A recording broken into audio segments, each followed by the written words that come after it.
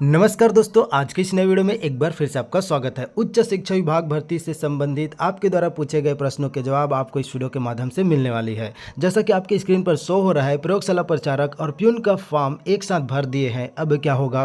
प्रयोगशाला परिचारक और भृत्य के लिए अलग अलग फॉर्म भरना पड़ेगा क्या?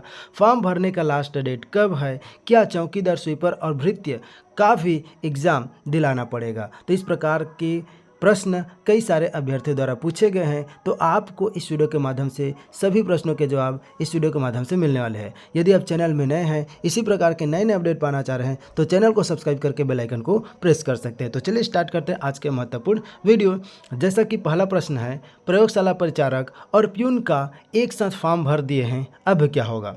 तो प्रयोगशाला परिचारक, यदि आप केवल प्रयोगशाला परिचारक का भरना चाह रहे थे लेकिन प्यून का भर दिए, या प्यून का भरना चाह रहे थे प्रयोगशाला परिचारक का भर दिए, तो इसमें आपको किसी भी प्रकार की कोई प्रॉब्लम नहीं है। जिसका आप भरना चाह रहे थे उसका आप एग्ज़ाम दिला सकते हैं। दोनों का दिला लीजिए, कोई दिक्कत नहीं है। दोनों का फॉर्म भर लिए हैं तो किसी भी प्रकार की कोई प्रॉब्लम नहीं है। अगला क्वेश्चन, प्रयोगशाला परिचारक और भृत्य के लिए अलग अलग फॉर्म भरना पड़ेगा क्या?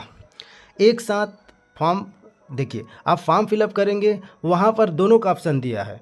प्रयोगशाला परिचारक का अगर भरना चाह रहे हैं तो केवल आप प्रयोगशाला परिचारक का भर सकते हैं, और भृत्य का फॉर्म भरना चाह रहे हैं तो केवल भृत्य का भर सकते हैं। क्योंकि अगर आप प्रयोगशाला परिचारक का भरना चाह रहे हैं तो वहाँ आपको 10th का मार्कशीट अपलोड करना है। यदि केवल भृत्य, चौकीदार, स्वीपर का फॉर्म फिलअप करना चाह रहे हैं तो वहाँ केवल 5वीं का मार्कशीट अपलोड करना है। यदि आप दोनों का भरना चाह रहे हैं तो दोनों पर क्लिक करके आपको दोनों को डॉक्यूमेंट अपलोड करना है। यदि आप केवल जिनका फॉर्म भरना चाह रहे हैं, भृत्य, चौकीदार, स्वीपर, तो केवल भृत्य, चौकीदार, स्वीपर को सेलेक्ट करके 5वीं का मार्कशीट लगा सकते हैं। ठीक है।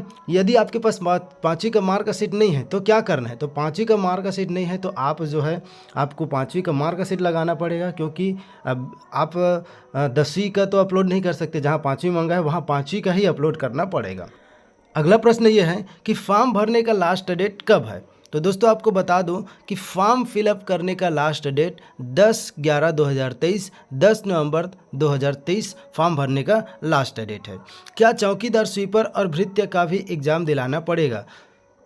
क्या केवल प्रयोगशाला परिचारक बस का एग्ज़ाम होगा, चौकीदार, स्वीपर, भृत्य का एग्ज़ाम नहीं होगा? तो ऐसा नहीं है दोस्तों, प्रयोगशाला परिचारक और भृत्य, चौकीदार, स्वीपर इन सभी का एग्ज़ाम होगा। लेकिन भृत्य, चौकीदार, स्वीपर के लिए केवल आपको एक ही एग्ज़ाम देना होगा। एक ही एग्ज़ाम में आप जो सेलेक्ट किए रहेंगे, आपके रैंक के आधार पर आपको पोस्ट मिलेगा। ठीक है। तो चौकीदार, स्वीपर, भृत्य का एक ही एग्ज़ाम होगा जिसमें आप प्रायोरिटी दिए हुए हैं। पहला जैसे आप भृत्य को दिए हैं, दूसरा आप स्वीपर को दिए, तीसरा चौकीदार को दिए, तो आपके रैंक के आधार पर उस पोस्ट को आपको मिलेगा। तो इस प्रकार से जो पोस्ट है, चारों पोस्ट के लिए आपको एग्ज़ाम देना है। केवल 2 ही एग्ज़ाम होगा। प्रयोगशाला परिचारक के लिए अलग, भृत्य चौकीदार और भृत्य चौकीदार स्वीपर के लिए कंबाइन एग्ज़ाम होगा, संयुक्त भर्ती लिया जाएगा। इस प्रकार से तो सभी के लिए एग्ज़ाम होगा। आशा करता हूं कि मेरे द्वारा दी गई जानकारी से आप सेटिस्फाई होंगे। यदि आपको फिर भी किसी प्रकार की कुछ डाउट हो तो आप कमेंट करके पूछ सकते हैं। तो दोस्तों आज के लिए बस इतना ही। मिलता है फिर से एक नए वीडियो के साथ। Thank you for watching.